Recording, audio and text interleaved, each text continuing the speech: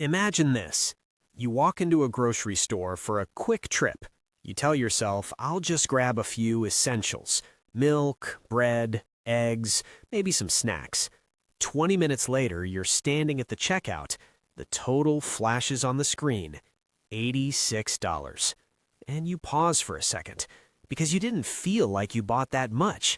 But somehow, every single time you go grocery shopping, the total is higher than you expected. Now here's the interesting part. There are people who earn less than you, yet somehow spend less on groceries. And then there are people who earn more than you, but they still manage to keep their grocery spending surprisingly low. Not by starving themselves, not by buying cheap junk food, but by using a very specific strategy. A strategy that most people don't even realize exists. And once you understand it, you'll never shop for groceries the same way again. My name is James, and I spend way too much time thinking about how small, everyday habits quietly affect your long-term wealth. And if you're someone who feels like money disappears faster than it should, especially on things like groceries, make sure to hit that subscribe button and give this video a thumbs up if this helps you out. Because today we're talking about something that seems small, but actually has a massive impact over time: your grocery habits. And more importantly, the rich person grocery trick that can save you thousands of dollars without making your life worse. Look, most people think grocery spending is simple. You go to the store, you buy what you need, you pay the bill. End of story. But here's the thing. Grocery stores are not neutral environments. They are engineered to make you spend more. Every aisle, every product placement, every discount tag, it's all designed to influence your behavior. And most people walk in completely unaware of this. This is where it gets interesting. According to consumer research, the average household spends over $5,000 to $8,000 per year on groceries. That's a huge number. Now imagine you reduce that by just 15%. That's $750 to $1,200 saved every year. Over 10 years, that's $10,000 plus. And if that money was invested, it could grow into much more. But here's what most people don't realize. Saving money on groceries isn't about cutting coupons or buying the cheapest products. It's about changing how you think while shopping.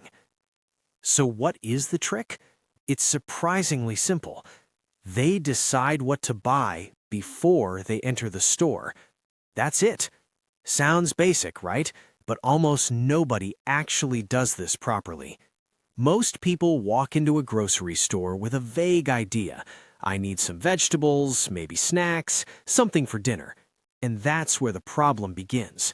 Because now you're making decisions inside an environment designed to manipulate you. Here's the thing. When you're inside a grocery store, your brain is constantly being influenced. Bright packaging, limited time offers, buy one, get one free, fresh bakery smells. Everything is designed to trigger impulse decisions. And when you haven't already decided what to buy, you become vulnerable to these triggers. This is called decision fatigue. The more decisions you make in the moment, the worse your choices become. Here's the simple example. Let's say you go to buy bread. That's your goal.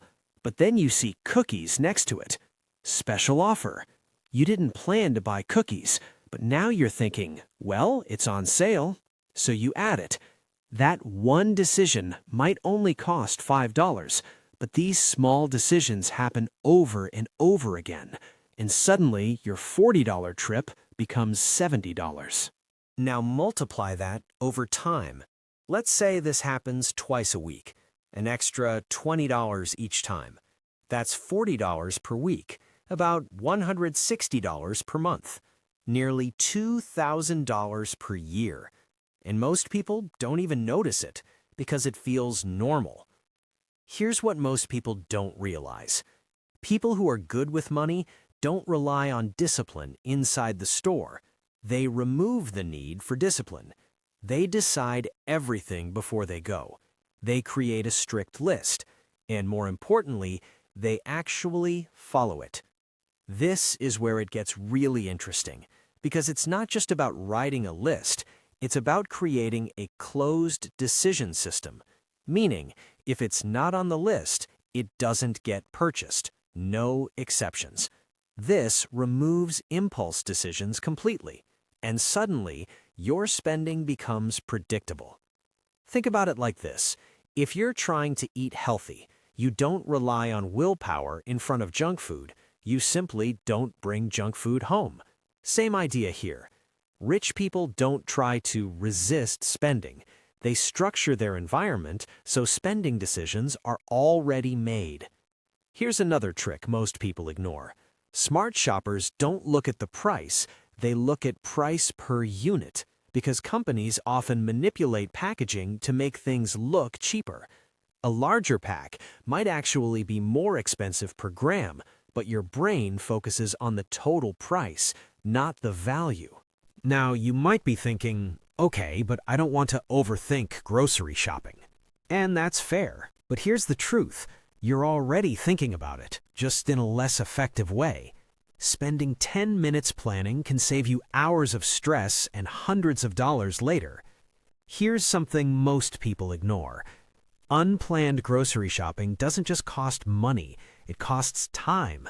More trips, more decision-making, more mental effort, and that adds up. Now let's connect everything.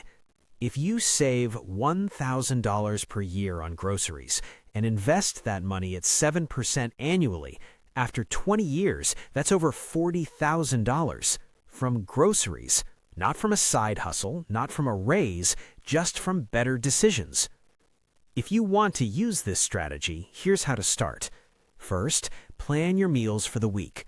Second, create a strict grocery list. Third, never shop when you're hungry. Fourth, stick to the outer aisles where essentials usually are. And finally, treat your list like a contract.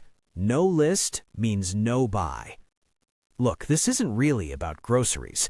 It's about how small habits shape your financial future.